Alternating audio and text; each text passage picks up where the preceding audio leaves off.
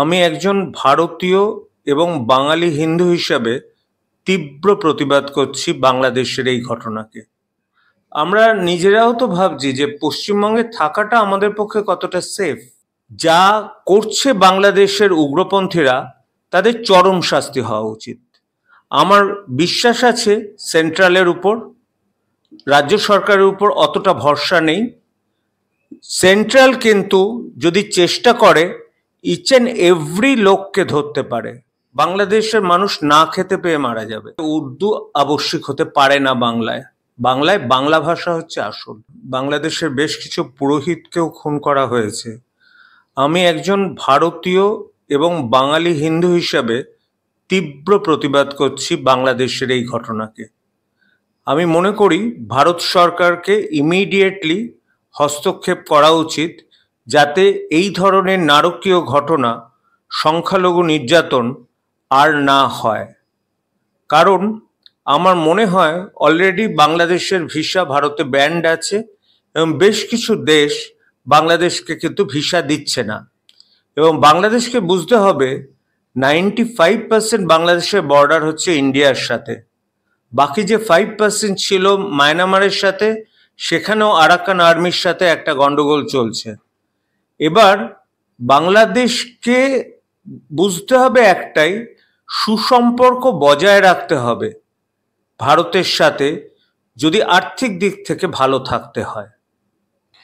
আচ্ছা, আমার একটা প্রশ্ন রয়েছে। আমরা সাম্প্রতিককালে দেখছি একদম যেভাবে মানে জঙ্গিদের একটা আস্তানা হয়ে যাচ্ছে পশ্চিমবঙ্গ। এর আগে একদম খোদ কলকাতা থেকে আহ, তাদেরকে যেরকম ভাবে পাকড়াও করা হলো, এবারে দেখা যাচ্ছে একদম জঙ্গিদের স্বর্গরাজ্য কি পশ্চিমবঙ্গ? কারণ জঙ্গিদের নিরাপদ আশ্রয় এখন হয়ে গিয়েছে কোথাও গিয়ে বাংলা। ক্যানিং থেকে ধৃত কাশ্মীরি জঙ্গি জাভেদ মুন্সি, কি বলবেন?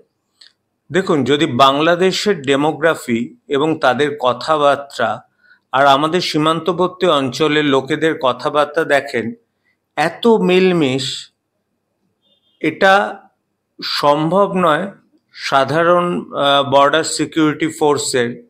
যদি তারা বাঙালি না হয়, বুঝতে পারবে না যে কে ওপার বাংলার, কে এপার বাংলার। আর ডেফিনেটলি ইন্টেলিজেন্সের কিছুটা গাফিলতি তো রয়েছে, নয়তো কি করে এরা ঢুকছে এবং আধার কার্ড বানাচ্ছে, ভোটার কার্ড বানাচ্ছে।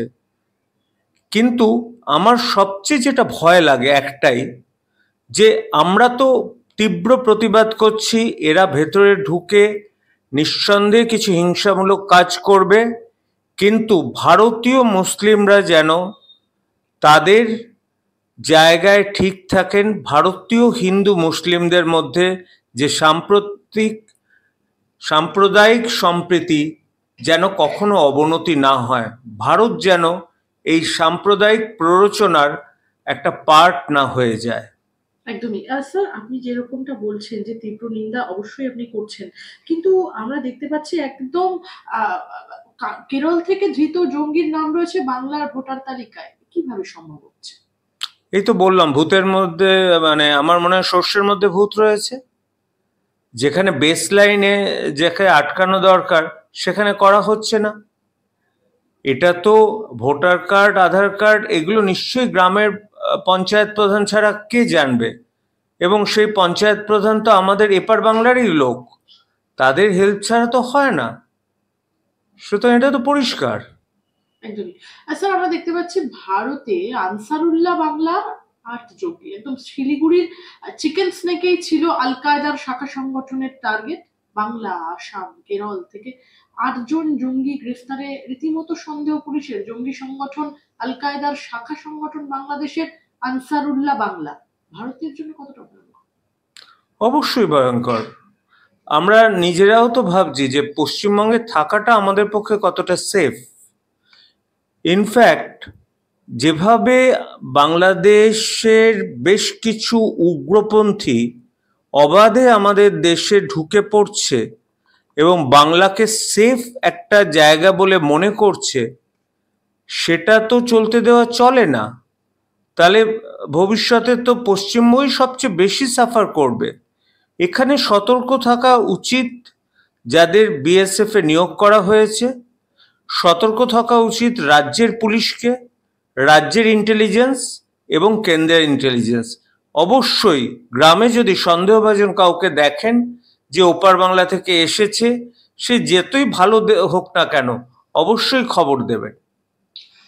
স্যার, বাংলাদেশের পরিস্থিতি যতই অশান্ত হচ্ছে ততই দেখতে পাচ্ছি মৌলবাদী কট্টরপন্থীদের দাপট ততই বাড়ছে, আর ততই পশ্চিমবঙ্গে নিরাপত্তা নিয়েও উদ্বেগ বাড়ছে। বাংলাদেশের জেল থেকে জঙ্গিদের পালানো, একাধিক সন্দেহভাজন জঙ্গিকে বাংলাদেশের প্রশাসনের মুক্তি দেওয়া, পশ্চিমবঙ্গে ভুয়ো নথি দিয়ে তৈরি পাসপোর্ট বাংলাদেশিদের হাতে যাওয়া, বাংলাদেশের জঙ্গির ধরা পড়া, পরপর এই ধরনের ঘটনায় উদ্বেগ আতঙ্ক একদম চরমে উঠেছে, কি বলবেন?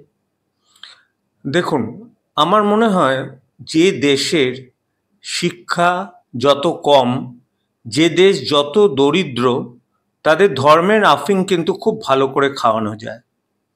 এই ধর্মের আফিং দিয়ে আমার মনে হয় এই ব্যাপারটাকে করা হচ্ছে, এবং আমরা অলওয়েজ বিশ্বাস করি সাম্প্রদায়িক সম্প্রীতি। আজকে যা করছে বাংলাদেশের উগ্রপন্থীরা, তাদের চরম শাস্তি হওয়া উচিত। আমার বিশ্বাস আছে সেন্ট্রালের উপর, রাজ্য সরকারের উপর অতটা ভরসা নেই। সেন্ট্রাল কিন্তু যদি চেষ্টা করে ইচ অ্যান্ড এভরি লোককে ধরতে পারে। আর আমি একজন মানুষকে খুব ভালো লাগে, সেটা হচ্ছেন মিস্টার দোভাল। মিস্টার দোভাল এবং জয়শঙ্কর এরা ঠিক পারবে বাংলাদেশের এই তথাকথিত জঙ্গিদের শায়েস্তা করতে। একদমই। স্যার, আমার শেষ তিনটে প্রশ্ন। একদম আমরা যে কথা দিয়ে আপনি একদম আলোচনা শুরু করেছিলেন, বাংলাদেশে হিন্দু নিধনযোগ্য, পুরোহিতদের নির্মম হত্যা, সংখ্যালঘু হিন্দুদের উপর হামলার একের পর এক ঘটনা যখন সামনে আসছে, আন্তর্জাতিক মহলেও সেই নিয়ে সমালোচনা শুনতে হচ্ছে বাংলাদেশে। সে মতো অবস্থায় দেশে ইসলামী কট্টরপন্থীদের রীতিমতো বাড়বাড়ন্ত নিয়ে উদ্বেগ দেখা দিয়েছে সর্বত্র, কিন্তু সেই আশঙ্কা রীতিমতো উড়িয়ে দিচ্ছেন বাংলাদেশের অন্তর্বর্তীকালীন সরকারের প্রধান উপদেষ্টা মোহাম্মদ ইউনূস। তার দাবি, বাংলাদেশে পায়ের নিচে মাটিই পাবে না ইসলামী কট্টরপন্থীরা, এবং তিনি পাশাপাশি বলছেন যে বাংলাদেশের নির্বাচন হয়ে গেলেই নিজেদের পুরনো জীবনে নিজেদের কাজে ফিরে যাবেন। কি বলবেন? তিনি অস্বীকার করছেন একদম যে সংখ্যালঘুদের উপরে ওনার অস্বীকার করা ছাড়া উপায় নেই। উনি যদি স্বীকার করেন যে হ্যাঁ ইসলামিক জঙ্গি গোষ্ঠী বাংলাদেশে মানে কাজ করছে, তাহলে কি ভাবছেন বিদেশের একটা সাহায্য বাংলাদেশ পাবে? আর যদি আজকে সিম্পলি ভারত বাংলাদেশের সাথে সমস্ত সম্পর্ক ছিন্ন করে দেয়, ইনক্লুডিং বাণিজ্যিক সম্পর্ক, বাংলাদেশের মানুষ না খেতে পেয়ে মারা যাবে। তবে এই ব্যাপারটা সম্পূর্ণ রাষ্ট্রের উপর, পররাষ্ট্র দপ্তরের উপর। একদমই।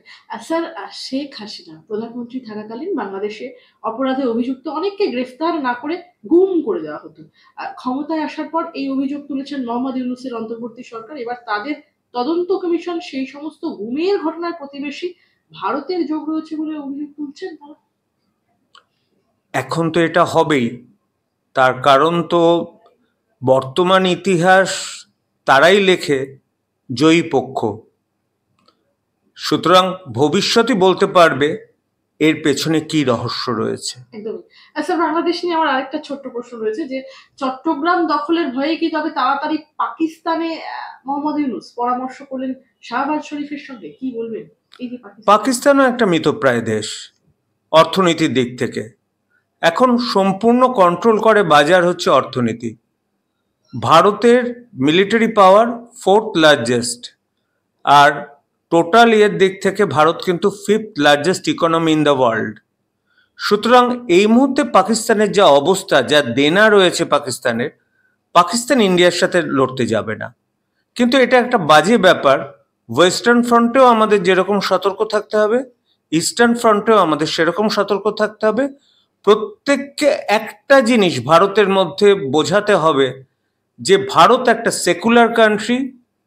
এখানে কিন্তু ভারতীয় হিন্দু, ভারতীয় মুসলমানের মধ্যে যেন সন্ত্রাস না ছড়ায়, তাদের মধ্যে অবিবেচকের মতো কেউ যদি কাজ না করে, সেটা কিন্তু ভারতের পক্ষেই খারাপ হবে।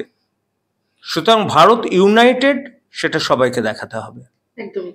স্যার, আমার একটা প্রশ্ন রয়েছে। একদম উর্দু শেখার নিদান দিচ্ছেন এবার রাজ্যের পুরমন্ত্রী তথা কলকাতা কর্পোরেশনের মেয়র ফিরহাদ হাকিম। তার কথায় বাংলার থেকে উর্দু শেখা বাধ্যতামূলক। কেন মন্ত্রী ফিরহাদ হাকিম হঠাৎ করে এত কট্টর মুসলিম হওয়ার অবস্থান নিচ্ছেন, কি বলবেন?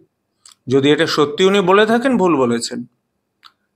কারণ ত্রিভাষা যেটা আছে তাতে উর্দু আবশ্যিক হতে পারে না বাংলায়। বাংলায় বাংলা ভাষা হচ্ছে আসল। হঠাৎ করে এই যে কট্টরপন্থা, তার কি বলবেন সেই নিয়ে? তার মাথায় কি এসছে আমি কি করে বলবো? সেটা হয়তো সেই মুহূর্তে তার মনের ভেতরের কথা বলে ফেলেছেন।